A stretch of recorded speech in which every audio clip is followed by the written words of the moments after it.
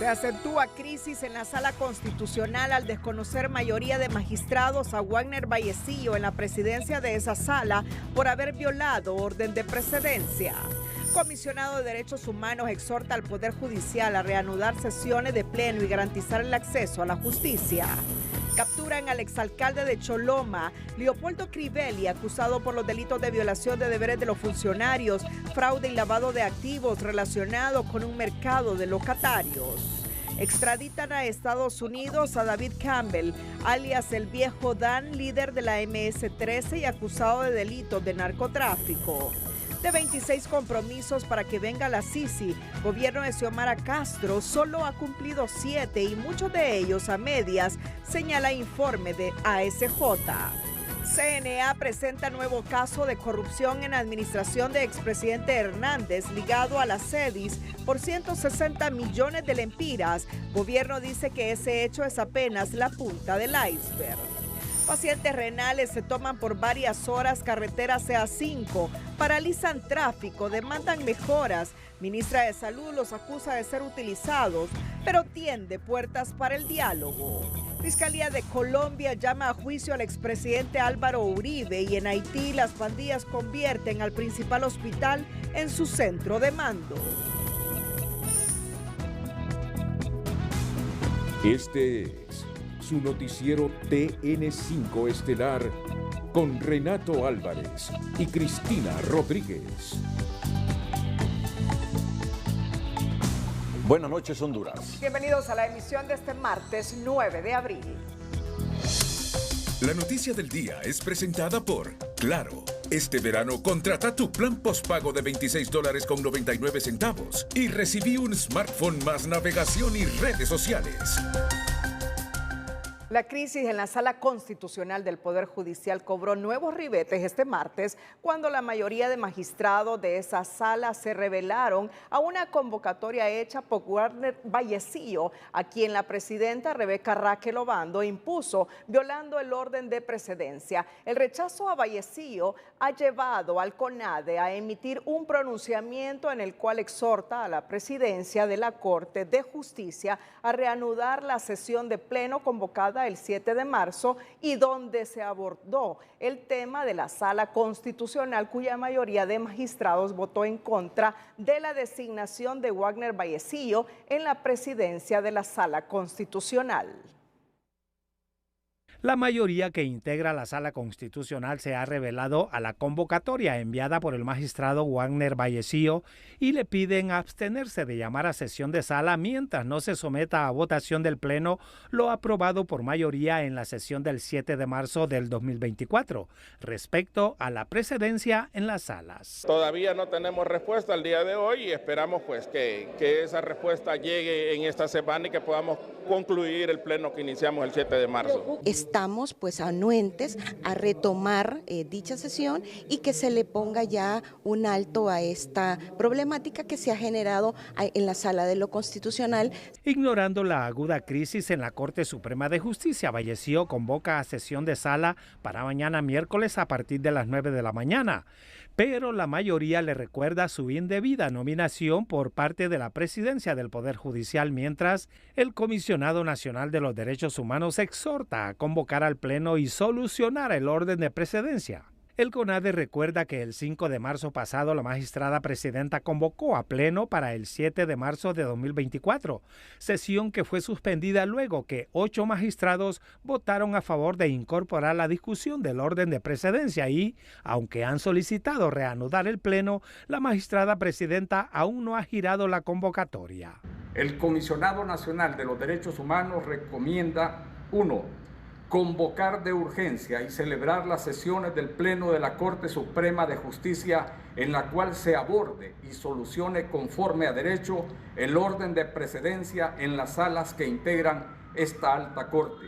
La falta de sesiones, advierte el CONADE, condiciona gravemente el acceso a la justicia y el debido proceso, siendo estos últimos elementos indispensables en un Estado de Derecho. Tenemos entendido de que no se han celebrado las sesiones con el propósito de evadir justamente un tema trascendental, que es la rotación en cada una de las salas de las coordinaciones y de la presidencia de la Sala de lo Constitucional. Pero esto es un tema que tiene que ser tratado y que donde tiene que ser tratado es justamente en el Pleno de la Corte Suprema de Justicia. Solo cuando tengamos una resolución por parte del Pleno de la Corte Suprema de Justicia asistiremos a la convocatoria de la sala, advierte la mayoría de magistrados, además de recordar al magistrado Vallecillo su preocupación por la falta de respuesta a la ciudadanía y el acceso a la justicia constitucional.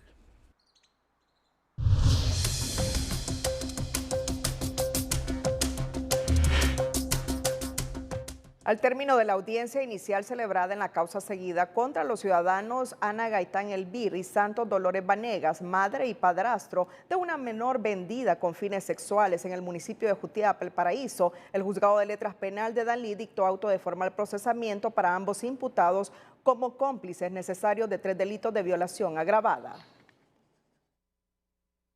Luego de conocer los medios de prueba evacuados durante esta etapa, el juez ha determinado que para José Isaí Pérez García, por 3 delitos de violación agravada en concurso real, y para Ana Maricela Gaitán Elvir y Santos Manuel Flores, por cómplice necesario de 3 delitos de violación agravada y por explotación sexual de menores agravada, también se les dicte auto de formal procesamiento con la medida de la prisión preventiva.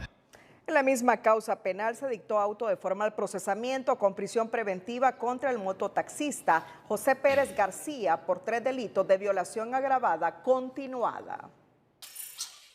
Esta noche el secretario de Seguridad, Gustavo Sánchez, informó que en el marco de la operación Temis se capturó al exalcalde de Choloma, Cortés Leopoldo Crivelli, por tener orden de captura de juzgado con jurisdicción nacional de crimen organizado. Según las investigaciones del Ministerio Público, a Crivelli se le supone responsable de los delitos de violación a los deberes de los funcionarios, fraude y lavado de activos, acción penal que se produce tras la investigación de irregularidades en el proceso de ejecución del proyecto denominado Mercado El Ceibón en Choloma, Cortés, la cual concluye que, contrario a beneficiar a un poco más de 270 pequeños empresarios, se les perjudicó con un proyecto a medias y con sus nombres en la central de riesgos. Por este mismo caso, el Ministerio Público también acusa a los señores Carlos Noé Ramírez, en su condición de expresidente ejecutivo de Banadesa, Julio César Maldonado Hernández, representante legal de la empresa Grupo Surco, constructora del mercado municipal, José Rubén Álvarez como presidente de la Junta Directiva de la Cooperativa Mixta Anavil y Raúl Antonio Herrera Rodríguez, exgerente de fideicomisos de Banadesa. La periodista Kenia Chinchilla sobre este caso no tiene más detalles desde el sector norte. Buenas noches, muchas gracias, licenciado Renato Álvarez. Cristina, en los estudios a esta hora, desde las instalaciones de la Dirección Policial Antimaras y Pandillas, sale en este momento el ex alcalde Leopoldo Crivelli, custodiado por la Policía Nacional, va a ser trasladado. Alcalde. ¿Cómo se encuentra, alcalde? Bueno, la policía nos ha restringido en este momento pues el acceso para poder acercarnos a él y mostrar cómo es trasladado hasta Tegucigalpa, así como se había informado por parte del Ministerio Público. Totalmente custodiado el ex alcalde cholomeño Leopoldo Crivelli, y en este momento pues ya está siendo trasladado en este vehículo por parte de la Dirección Policial Antimaras y Pandillas y también las autoridades de la Policía Nacional, quienes irán en resguardo también con este vehículo. Estamos en este momento llevando imágenes cuando ya salen de las instalaciones de la Dipanco en San Pedro Sula. Está siendo, pues en este caso, acusado por delitos de fraude y incumplimiento de los deberes de los funcionarios. Vamos a intentar en este momento acercarnos también por acá, Julio, para tratar de conversar con su hijo, Julio Crivelli. Bueno, de repente tranquilo, ¿verdad? Dentro de lo que cabe, ¿verdad? Estamos confiando en Dios y siempre pensando en la justicia hondureña. es difícil la situación. Fíjese que esa es una decisión corporativa, es sobre un mercado que se le construyó a los vendedores ambulantes. Es una decisión corporativa, llamaron a todos los regidores de la corporación que tomaron la decisión en ese mercado. Lo llamaron a Tegucigalpa a declarar y solo mi papá no lo llaman a declarar y lo capturan, ¿verdad? ¿Qué esperan ustedes como familia? Bueno, que sea justicia, ¿verdad? Y que cada una de las cosas vayan terminando con este país. Creo que si necesitamos que haya un cambio, y si cambió la fiscalía, se cambió la corte, entonces esperamos que en realidad haya justicia, ¿verdad?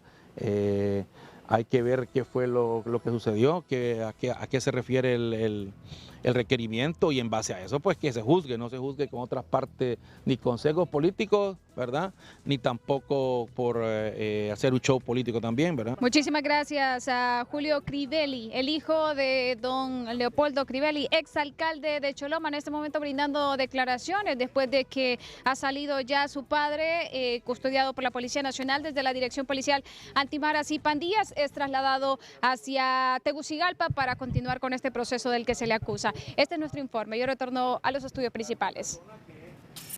En otra información, el Consejo Nacional Anticorrupción presentó este martes una línea de investigación relacionada con proyectos no liquidados en la desaparecida Secretaría de Desarrollo e Inclusión Social CEDIS. Según la denuncia, se trata de proyectos de viviendas, pisos y techos ejecutados por varias ONGs durante el 2018 al 2021, causando un perjuicio económico superior a los 160 millones de lempiras.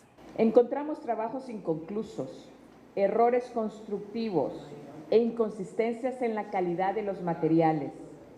CEDIS pagó y las ONGs inexpertas en este rubro de la construcción cobraron por un metraje que no colocaron. Así, de metro en metro, de lempira en lempira, sumaron un perjuicio económico de más de 160 millones a costa de la necesidad de la población. Toda esta millonaria cantidad se identificó únicamente entre el 2018 al 2021. De acuerdo con Castellanos, la investigación incluyó la revisión de 202 convenios con estatutos no liquidados, identificándose una colusión entre las ONGs y exfuncionarios de la extinta CEDIS, institución que financiaba los proyectos a través del Fondo Solidaridad y Protección Social para la reducción de la pobreza. La denuncia del Consejo Nacional Anticorrupción destapa la colusión entre más de un centenar de organizaciones no gubernamentales y funcionarios de la extinta Secretaría de Desarrollo e Inclusión Social CEDIS, que benefició a ONGs recién creadas e inexpertas en materia de construcción para que desarrollaran proyectos de viviendas, techos y pisos que beneficiarían a los más pobres de Honduras. Recibieron los entes ejecutores más de 550 millones de lempiras, denotando que en los proyectos ejecutados solamente realizaron 417 millones de lempiras, haciendo una diferencia por más de 133 millones de lempiras en 151 convenios que se llevaron a cabo.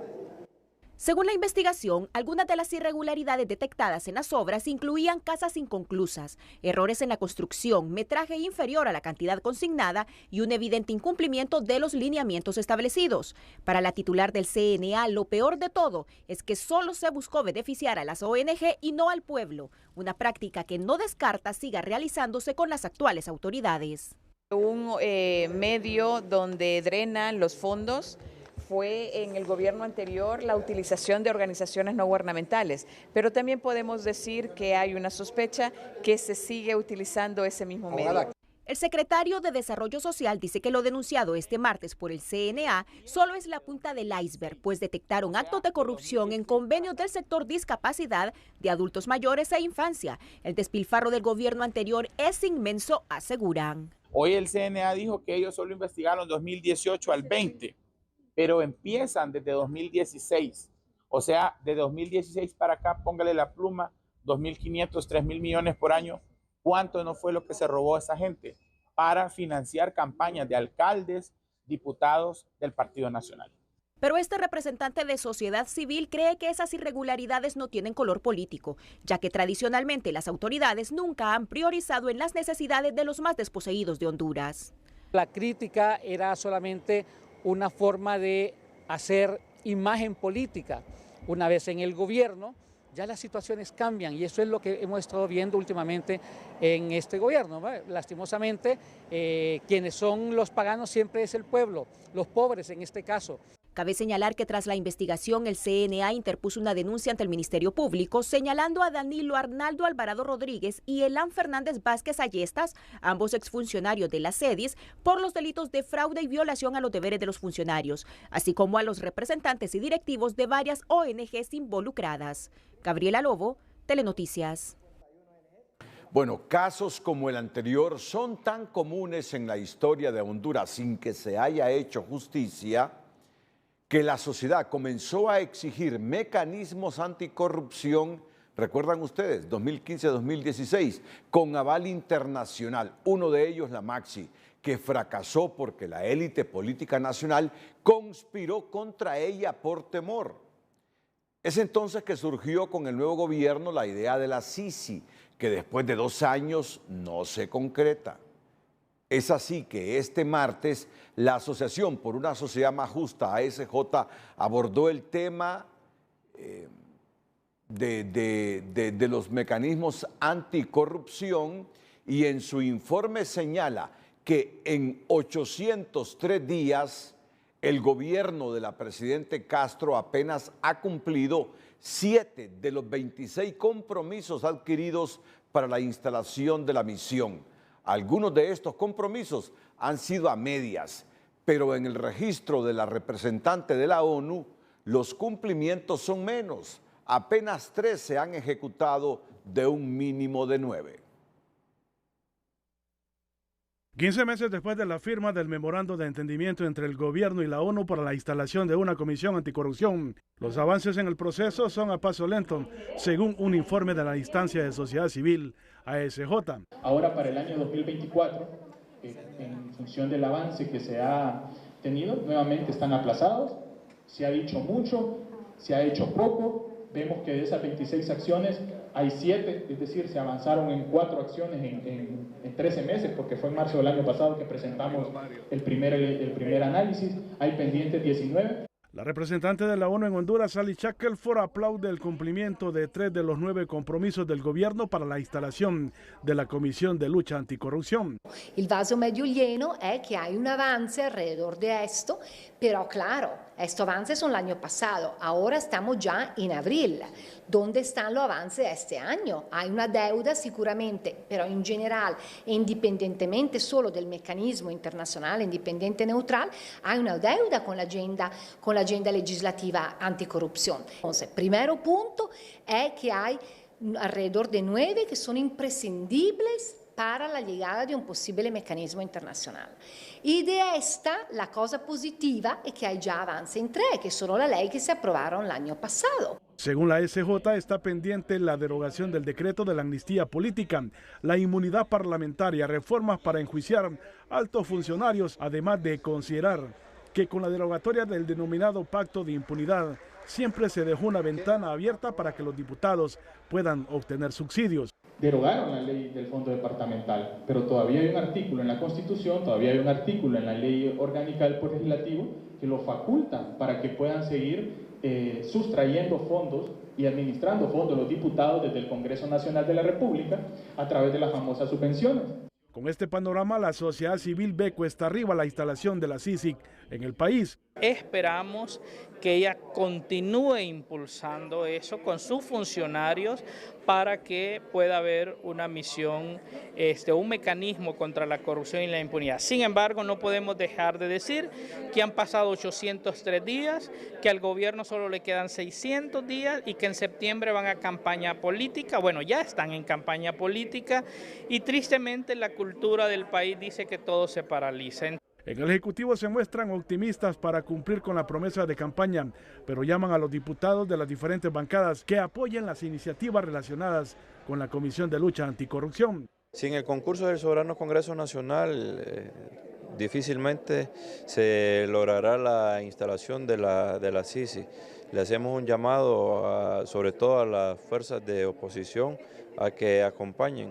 Preocupa a los actores de sociedad civil que en 800 días no se haya avanzado como se esperaban para la instalación de la CICIG en Honduras y que en los 600 días que restan para que termine la administración Castro urgen redoblar las voluntades. Cabe recordar que la vigencia del memorando de entendimiento vence en el mes de junio. La Secretaría de Transparencia y Lucha contra la Corrupción, a través de la Escuela de Buen Gobierno, realizó este martes el Foro Gobernanza de la Transparencia con el fin de fortalecer los mecanismos en las instituciones públicas para garantizar la transparencia y la buena gobernanza. El día de hoy se enmarca una actividad más de parte del gobierno de la presidenta Xiomara Castro, siempre promocionando y promoviendo la transparencia y la lucha contra la corrupción. Desde estos espacios, en una alianza fuerte con la academia y con diferentes organizaciones de sociedad civil, debemos de hacerle una lucha frontal a la corrupción. Este evento contó con la participación del secretario ejecutivo de la Administración Nacional de Servicio Civil, Russell Garay, el viceministro de la Secretaría de Finanzas, Roberto Ramírez, y la rectora de la Universidad Tecnológica Centroamericana, Rosalpina Rodríguez, entre otros invitados.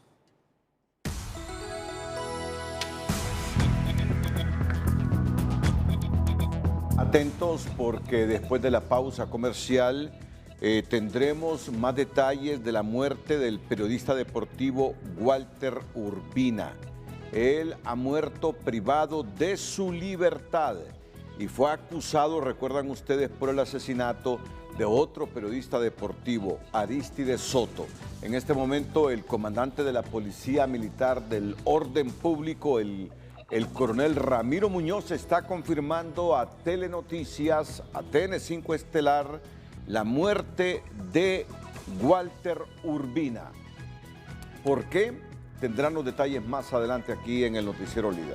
Tenemos en este momento conexión con el coronel Ramiro Muñoz. Es el comandante de la Policía Militar del Orden Público y además el oficial que tiene la delegación de parte de la presidenta al presidir esta unidad policial militar del resguardo de todos los centros penales. Pues bien, hace algunos minutos trascendió la muerte del periodista deportivo Walter Urbina Vallejo. Y en efecto, él nos está confirmando que Walter Urbina ha fallecido en la Penitenciaría Nacional de Támara. Él estaba con medidas cautelares desde el 2005 y fue condenado a una pena de 17 años, y esta es la última versión, la versión actualizada. Estaba condenado a una pena de 17 años de prisión por el homicidio simple en perjuicio de otro periodista deportivo, Aristides Soto. ¿En qué condiciones y las razones de la muerte del periodista deportivo Walter Urbina? Coronel Ramiro Muñoz, gracias por atendernos. Licenciado, buenas noches. Como a las 7:10 de la noche, a las 19:10 se dio un caso donde el señor Walter Enrique Urbina Vallejo, que estaba privado de libertad en el módulo de diagnóstico, según los médicos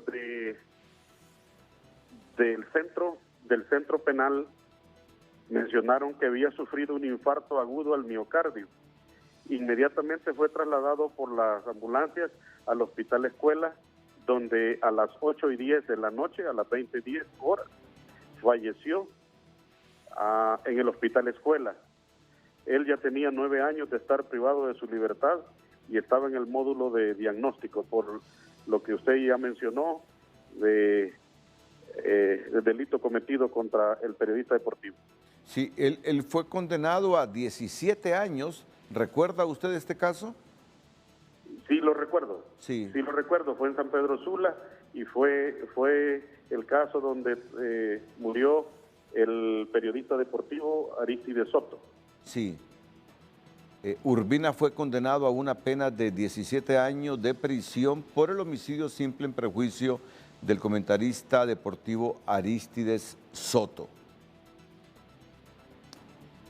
Así es, así es. Nosotros le damos la versión de los médicos nuestros ahorita, pero igual todo privado de libertad que tiene una muerte así, tiene que ir a medicina forense y los médicos forenses son los que determinan realmente qué fue lo que sucedió.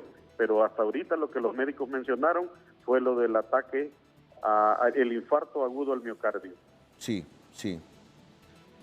Bueno, le agradezco mucho la confirmación. Le digo, le agradezco mucho porque bastantes personas nos están llamando para preguntarnos, ¿es cierto, Renato, lo que está trascendiendo en este momento, sobre todo en redes, que murió el periodista Walter Urbina y el comandante de la Policía Militar del Orden Público, que tiene la delegación de cuidar las cárceles de Honduras, el coronel Ramiro Muñoz?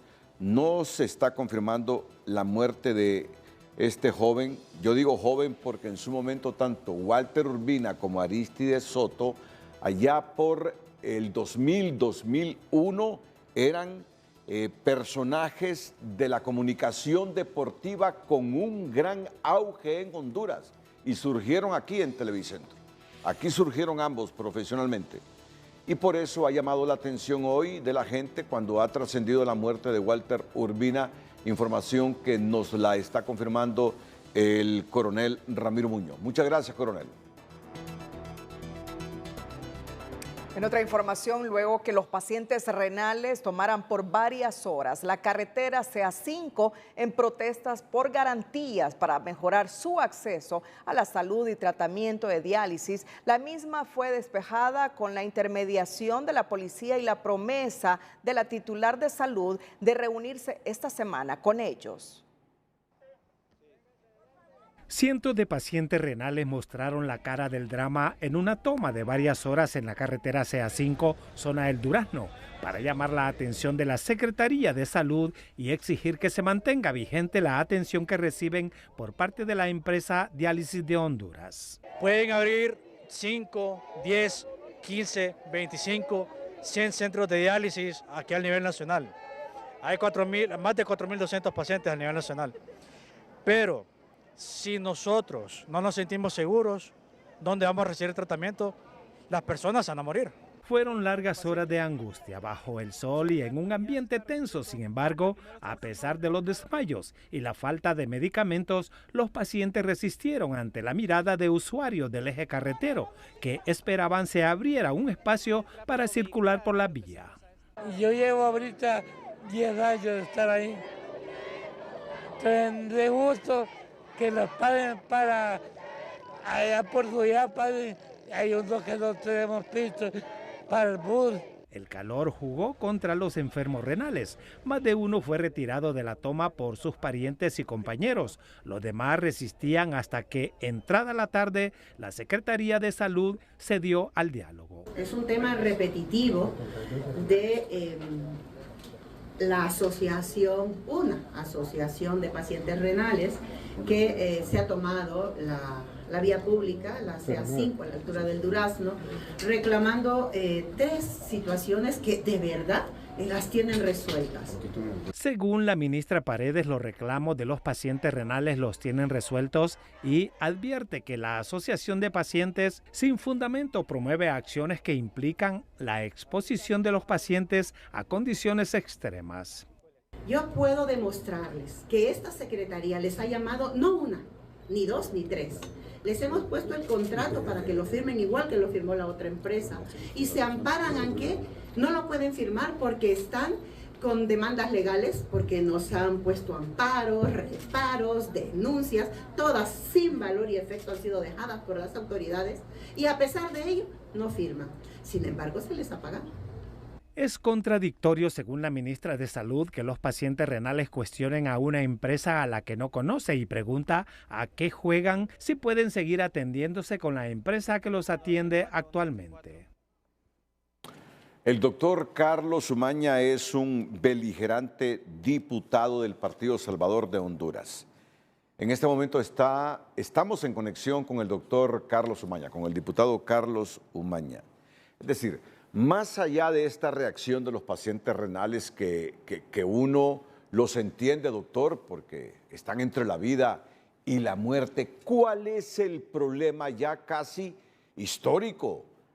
Alguien me decía esta mañana, Renato, no solo son 4 gobiernos, casi desde el retorno a la democracia hemos estado en este problema de los pacientes renales protestando por el pobre o la pésima calidad del servicio que les prestan.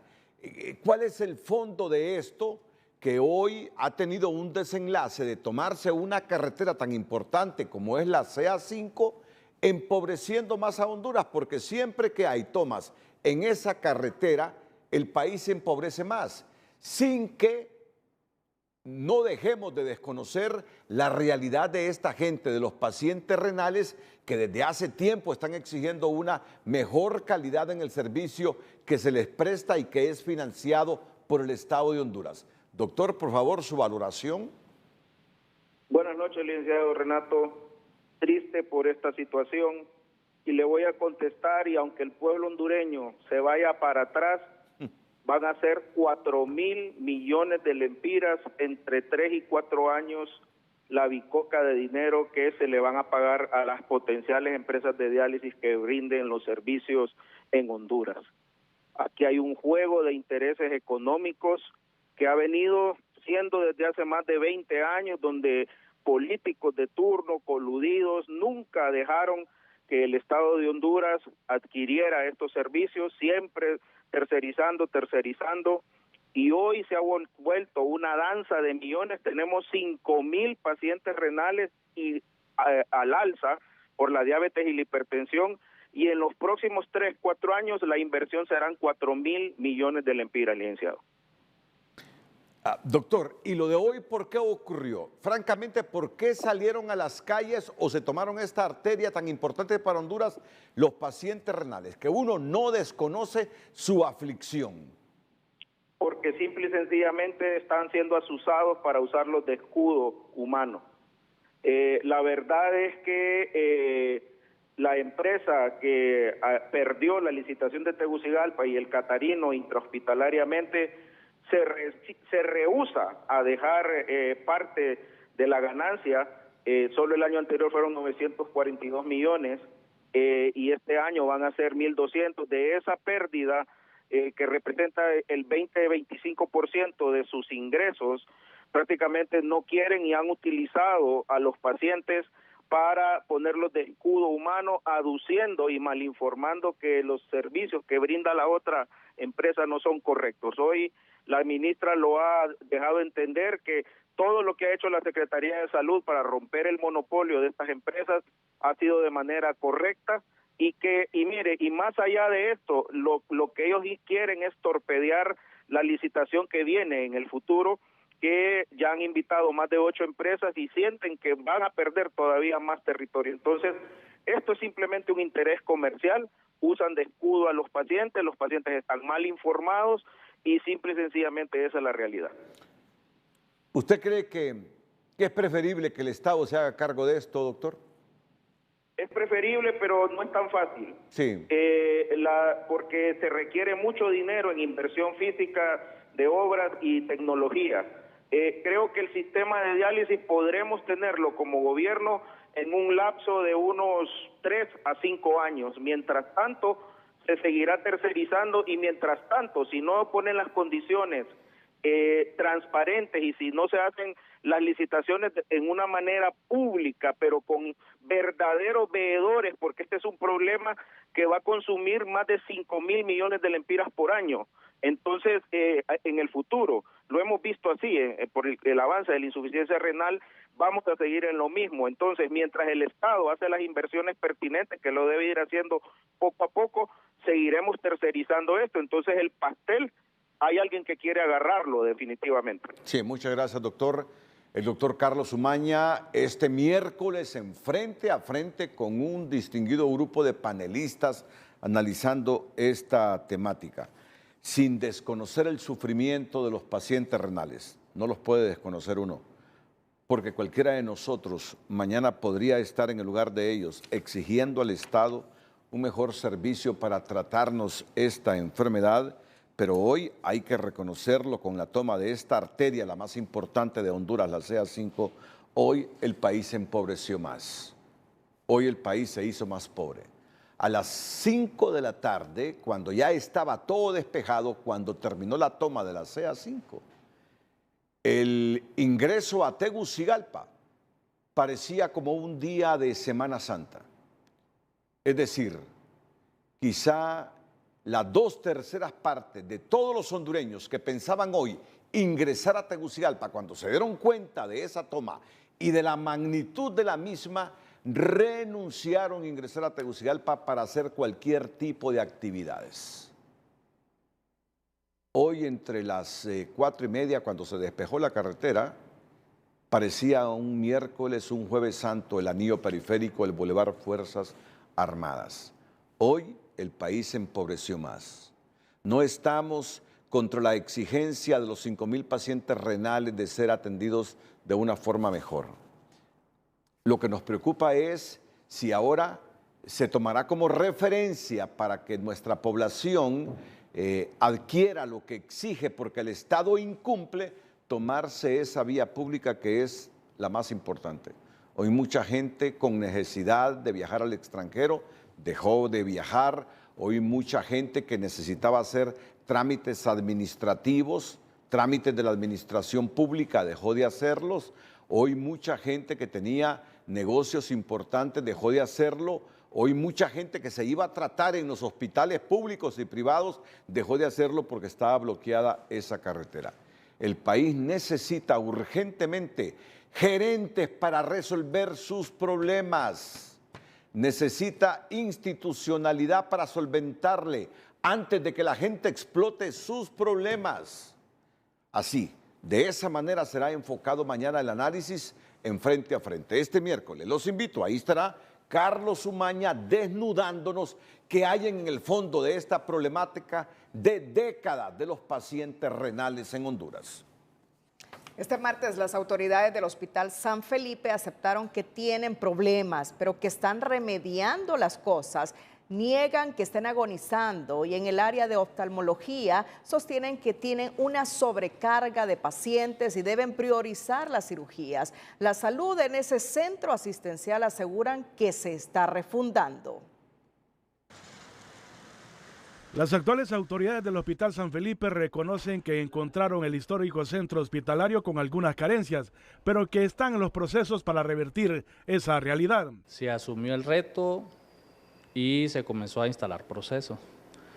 Los procesos son bien complejos porque todo pasa por un tema de capacidad de logística que tenga el hospital. Yo no voy a responsabilizar de X o Y tema a autoridades anteriores, porque no es mi papel.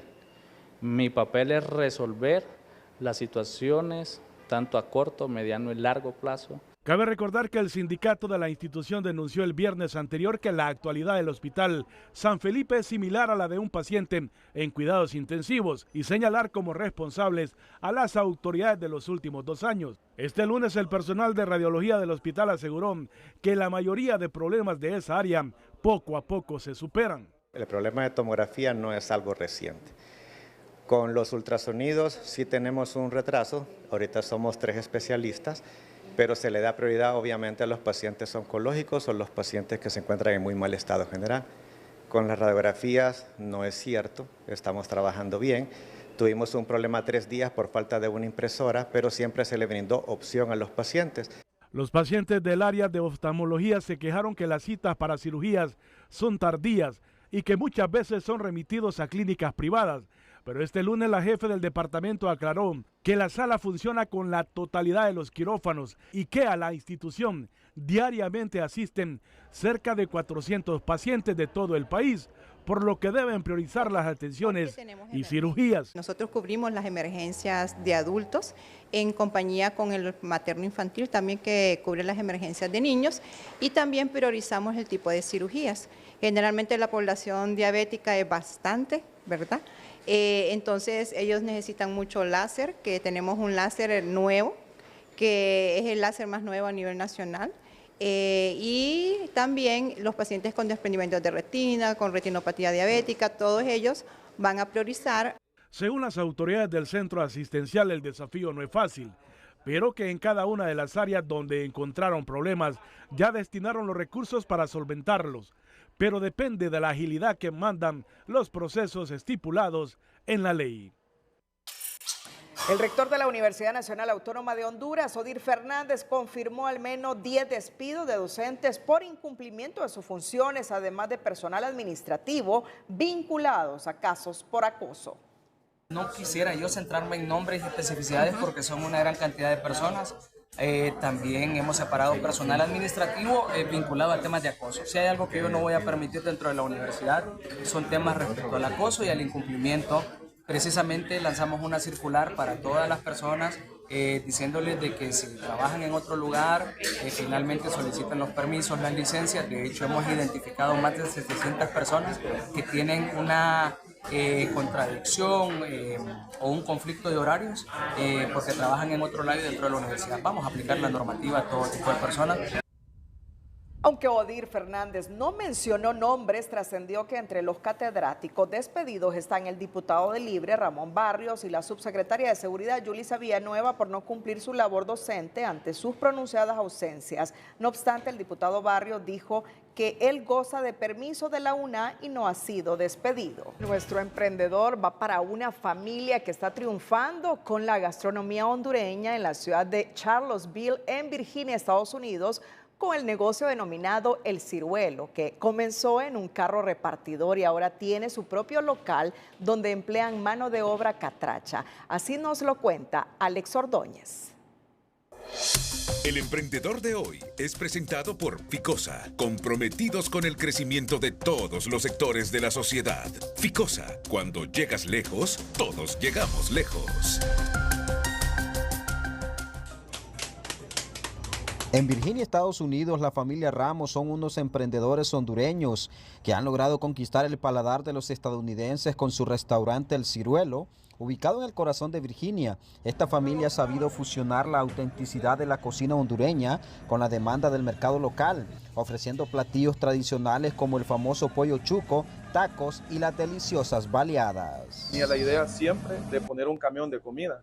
Y esa fue la base para que este restaurante estuviera. La comida fue un éxito y ya se nos dio la oportunidad al restaurante muy rápido. Le pusimos así, en primer lugar, porque somos del Ciruelo Santa Bárbara. Con una pasión inquebrantable por la gastronomía de su tierra, la familia Ramos ha convertido su restaurante en un punto de encuentro para la comunidad hondureña, llevando cada platillo el sazón de Doña Berta. La verdad que hemos venido desde nuestro país Honduras para lo que es aquí mostrar nuestros platos típicos. Yo soy la que le pongo el sazón a lo que es la comida del Ciruelo Restaurante. El Ciruelo no solo se destaca por su exquisita comida, sino también por su ambiente acogedor y su servicio excepcional. El pollo con tajada, el fuerte y la baleada. Como emprendedor me siento orgulloso de vender un plato con historia, de tradición y sabor. Aquí en este restaurante también tenemos lo que es la frase fuerte también, que es muy conocida, la frase "Ey usted". Con el enfoque en la calidad y la autenticidad, la familia Ramos ha demostrado que el sueño americano es alcanzable para aquellos que trabajan arduamente y creen en sí mismos. Alex Ordóñez, Telenoticias. En su cuenta de X, la presidenta Xiomara Castro anunció al filo de la medianoche de lunes un radical cambio en su política de comunicaciones que deja relegado al ministro de Prensa Ibis Alvarado.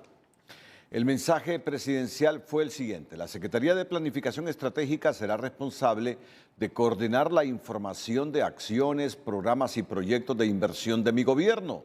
Todas las instituciones deben cooperar con responsabilidad, dijo la gobernante al indicar que la decisión se tomó con fundamento en el decreto ejecutivo PCM 023-2022, en el cual se crea la Dirección General de Información y Prensa, adscrita a la Secretaría de Estado en el Despacho de Planificación y Estrategia. También se informó que a partir de la fecha las comunicaciones del gobierno serán coordinadas en todas sus formas por la Secretaría de Planificación, y ello incluye al Canal 8, la Radio Nacional de Honduras y el periódico gubernamental Poder Popular. Esta dependencia, sostiene la gobernante, deberá ser diligente para dar a conocer las estrategias de comunicación, publicidad, información y prensa bajo una Dirección General de Información y Prensa, supeditada a la Secretaría de Planificación que dirige el ministro Ricardo Salgado. La nueva disposición deja sin mayores funciones al ministro de Prensa, Ibis Alvarado. Al respecto, el ministro Ricardo Salgado posteó que cumplirá con disciplina y dedicación la misión encomendada para defender la verdad. Esa libertad de expresión a la que tanto invocan, pero que parece solo desean para un lado, la defenderemos multiplicando la luz de la verdad. Mostraremos los múltiples logros de este gobierno que todos pretenden ocultar, sentenció Salgado. Asimismo, dijo que haría un esfuerzo supremo por evitar responder a los insultos o calumnias y que pondrá a prueba su tolerancia en el marco de un debate legítimo, tras recalcar que existen actores que no solo están en los partidos, están en el empresariado, en las ONGs y otros entes diseñados para destruir el gobierno de Castro. En otra información, el régimen de aportaciones privadas RAP, con acompañamiento de la empresa privada hondureña, instó al Congreso Nacional de la República para aprobar la ley para la administración del Fondo de Reserva Laboral y del Fondo de Capitalización Individual complementario al Seguro de Invalidez, Vejez y Muerte, cuya finalidad es rehabilitar los derechos de más de 300,000 trabajadores de la empresa privada a nivel nacional. Esta es una conquista sui generis a nivel centroamericano y de muchos países de América Latina.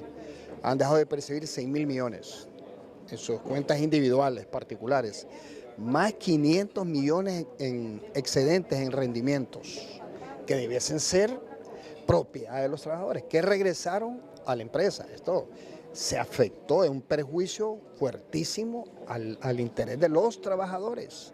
Es restaurar eso, el 48% de lo que le corresponde a un trabajador por auxilio de cesantía anualmente, se le acredita y se le adjudica por parte del patrono, generando intereses a nombre del trabajador, excedentes a nombre del trabajador. Era un derecho adquirido muy bueno los últimos años. Entonces la idea es que esto se restituya lo más pronto posible. Esperamos que sea este mes.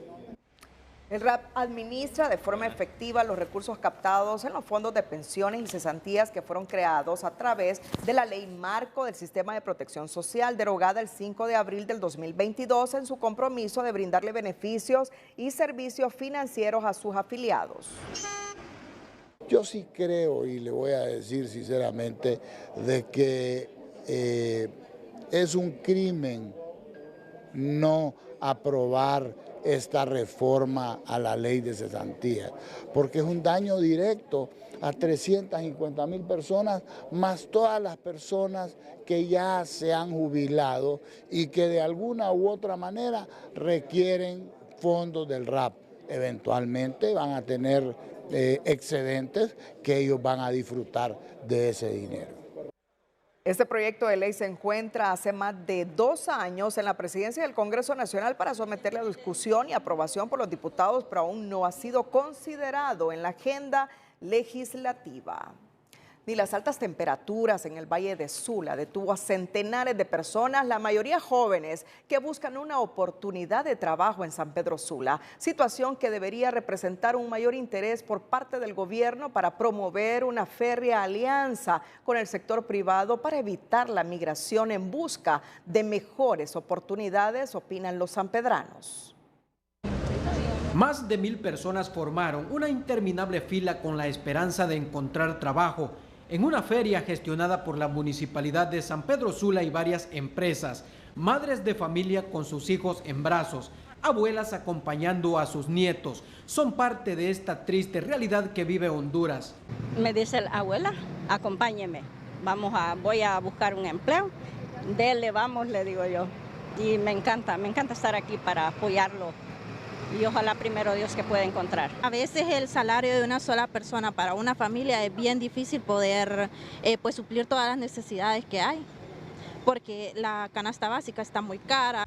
Aproximadamente 400 plazas son las disponibles, lo que significa que muchos regresarán a casa sin trabajo y solo quedará la quemada del sol, algo que conmueve a los organizadores. Y esto que tenemos acá nos deja claro esa gran brecha de desempleo que hay en San Pedro Sula, esa gran necesidad que hay en los jóvenes de poder tener acceso a empleo. El 90%, 92% de las personas que están aquí en este espacio son jóvenes. Esta es la realidad que atraviesa Honduras en cuanto al desempleo. Por eso las cifras nos ubican entre los países más pobres del mundo, sin trabajo y con los costos de vida altos. Lo que generamos es migración. La gente se sigue yendo a que consigan un empleo, pero si van a ganar 10.000, 12.000 lempiras, eso no ajusta para comprar la canasta básica. Lo hemos dicho muchas veces. Aquí se deben de mejorar muchas cosas para que el pueblo pueda poder llevar comida a su casa.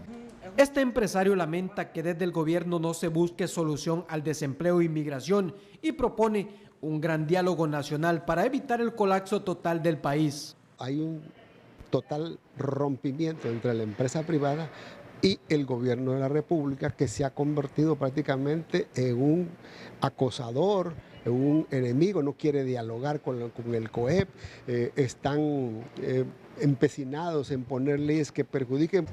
Muchos de estos jóvenes expresan su deseo por emigrar a Estados Unidos ante la falta de oportunidad de trabajo en Honduras. Orlin Martínez, Telenoticias. El costo de la canasta básica de 30 alimentos para una familia de 5 miembros incrementó 2.775 lempiras en los últimos 2 años, pues al cierre de 2021 se ubicó en 9.465 lempiras y pasó a 12.240 lempiras a diciembre de 2023, revela el nuevo informe de Trabajo y Salarios 2023-2024 de la Secretaría de Trabajo y Seguridad Social. Estos incrementos se derivan de la especulación y acaparamiento por la crisis provocada tras la pandemia COVID-19, señalan en el informe.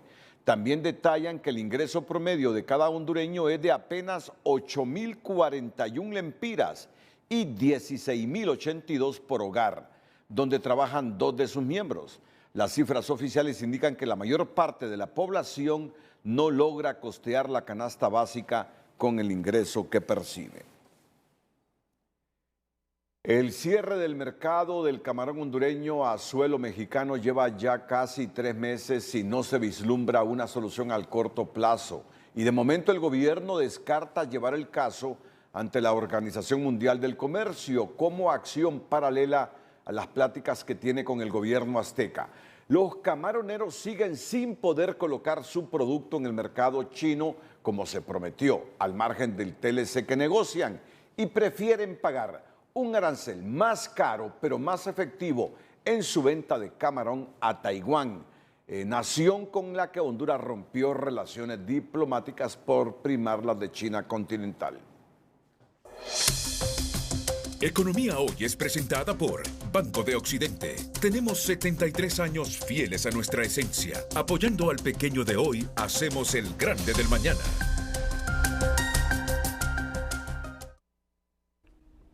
A casi 3 meses del cierre del mercado mexicano al camarón hondureño, el gobierno de la presidenta Xiomara Castro descarta llevar a la Organización Mundial de Comercio este caso. Es que no queremos de ninguna manera que México sienta que nos salimos de la lucha y esta relación que tenemos diplomática para abandonarnos e irnos a la OMC. Pero las pláticas y la diplomacia chocaron la tarde de ayer con la práctica mexicana cuando un juez de Sinaloa suspendió una audiencia para decidir si el camarón hondureño entra al mercado azteca o sigue en espera.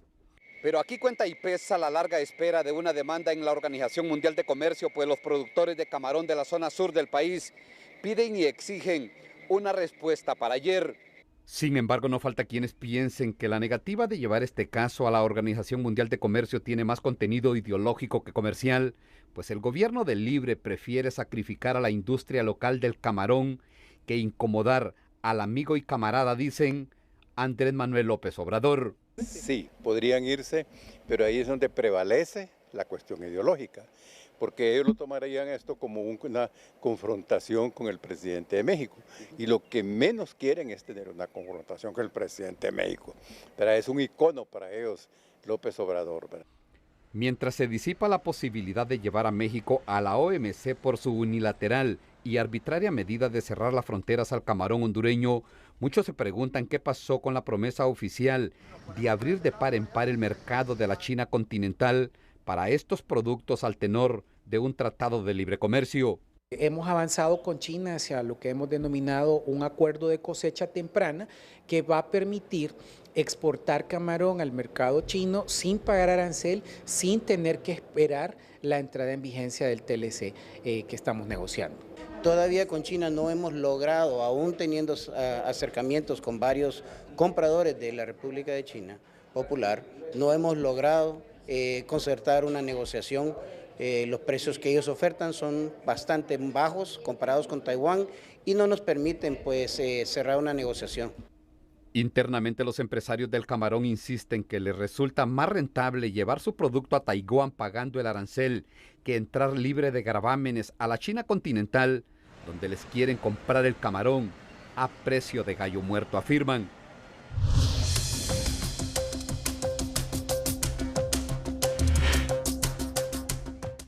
El presidente del Colegio de Ingenieros Mecánicos, Electricistas y Químicos de Honduras, Mario Zelaya, pidió a las autoridades de la Empresa Nacional de Energía Eléctrica que sean más transparentes en el proceso de contratación de energía, pues algunos análisis de esta institución indican que la reciente incorporación de la planta Brazabola, ubicada en Choloma Cortés, podría tener un costo más elevado que el promedio que está pagando la estatal eléctrica por cada kilovatio hora. Ahora el déficit puede hacerse un poquito más grande porque no está muy claro, por ejemplo, la entrada de Brazabola, la nueva planta, cuál es el costo de generación, ¿verdad? Pareciera que va a ser un costo un poco más alto que el promedio que se tiene con las otras plantas. El tema también de dónde salió el Brazabola, cuál fue el proceso que siguió, entonces yo creo que se tiene que ser totalmente transparente en los procesos de nuevas contrataciones. Además, explica que no han explicado la renegociación de ese contrato, ya que es el mismo otorgado en 2008 a la empresa comercializadora de electricidad centroamericana, CEXA, que inicialmente era a base de carbón, pero ahora está iniciando a operar con diésel. Para los especialistas del ramo, el gobierno de la presidenta Xiomara Castro no pudo salir del círculo vicioso de adquirir deuda para pagar créditos, luego de anunciar la decisión de colocar cerca de $800 millones en bonos soberanos, una deuda que pagará el pueblo ante la negativa de querer reducir el gasto, aseguran. Seguimos en el mismo círculo, seguimos con los problemas que tiene la población. La decisión de colocar unos $800 millones en bonos soberanos para pagar deudas de la ANE demuestra que la administración Castro no logró romper el círculo vicioso de adquirir deuda para pagar más deuda, como ha ocurrido en las últimas décadas. El problema es que es una deuda que se paga caro, advierten en el FOSDE. Esa es una política de endeudamiento de corto plazo. Nos imaginamos nosotros que las autoridades están conscientes, ¿verdad?, de que cada año entonces vamos a tener que estar destinando más recursos a pago de servicio de deuda. De nuevo, el FOSDE sostiene que el endeudamiento debe ser a largo plazo con tasas concesionales, es decir, tasas de interés lo más bajo posible. Por otra parte, consideran que es una salida muy cómoda y fácil para los gobiernos, ya que en lugar de reducir los 22.000 millones de lempiras en pérdidas cada año, solo obtienen más deudas que al final pagan los hondureños, cuestiona este analista. No es de sorprender que ahora el gobierno tenga la necesidad de colocar bonos soberanos en el mercado internacional, probablemente a tasas mucho más elevadas que las que hemos visto históricamente, porque no ha logrado la ENE cumplir los objetivos y las metas que se había establecido, y ahora seremos todos y todos los hondureños que tengamos que pagar estos bonos soberanos a través de nuestros impuestos precisamente por la falta de resultados del estatal. Desde los entes colegiados reiteran que es urgente que se concrete un plan para sacar a la estatal eléctrica de esta crisis financiera, ya que tiene un fuerte impacto económico porque se cubre con impuestos o con aumentos a la tarifa. Bueno, al final va a venir afectando el costo de la energía, definitivamente. Probablemente para financiar las inversiones que la ANE tenga que hacer, tiene dos opciones, o sea, con fondos propios o con financiamientos externos. Si es con fondos propios del gobierno, probablemente eso venga a redundar en impuestos o el costo de la energía. Se espera que en las próximas semanas se coloque este bono soberano a una tasa mayor al 6% y a corto plazo, dinero que se utilizará para pagar la deuda que tienen con los generadores privados.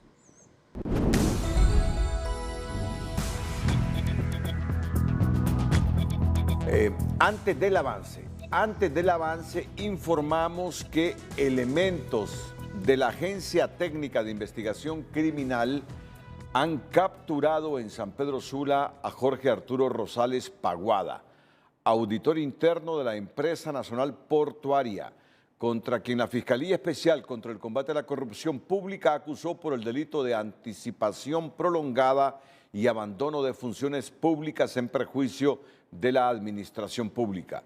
De acuerdo a las investigaciones, Rosales Paguada fue contratado por un exgerente de la empresa portuaria en enero de 2022, sin cumplir el protocolo interno de la institución y sin contar con la aprobación del Consejo Consultivo de la Empresa Nacional Portuaria. Este es el informe que nos está llegando ahora mismo desde San Pedro Sula.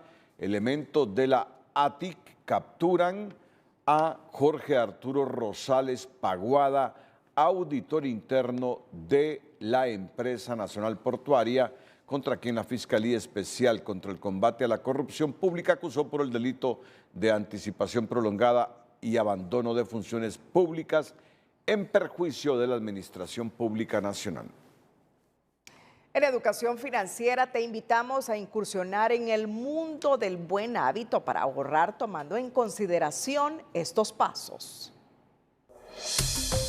Educación Financiera es presentada por Banpaís. Regresan las clases y las compras de los útiles escolares. Divídelo todo a 0% interés con tus tarjetas de crédito Banpaís. Establece metas que lo emocionen. Defina metas de ahorro concretas y realistas para mantener el enfoque y la motivación a largo plazo. Por ejemplo, en lugar de simplemente ahorrar para su retiro, piense exactamente dónde le gustaría vivir. ¿Cómo sería la casa en la que quiere pasar sus años dorados? Analice y controle sus gastos. Ya sabe a dónde quiere que le lleve su ahorro. Ahora es el momento de definir con toda honestidad cómo es su presente o punto de partida. Muchas veces no nos queda un extra para el ahorro al final del mes, pero ni siquiera tenemos claro en qué gastamos el dinero. Busque alternativas de ahorro.